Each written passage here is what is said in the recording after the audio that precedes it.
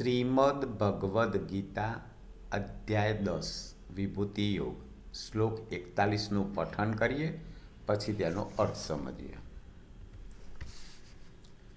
અદ્યદ્વિભૂતિમત્સત્વં શ્રીમદૂર્જિતમેવ વા તત્તદેવાગચ્છત્વં મમ તેજોશસંભવम्.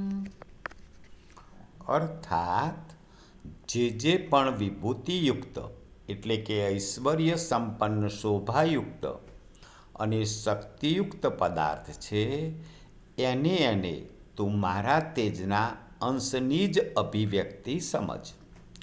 ભગવાન શ્રી કૃષ્ણ અર્જુનને કહી રહ્યા છે કે જે વિભૂતિયુક્ત એટલે કે ઐશ્વર્યયુક્ત શક્તિયુક્ત પદાર્થ છે, કોઈ પણ પદાર્થમાં તું મારા અંશની અભિવ્યક્તિ સમજ.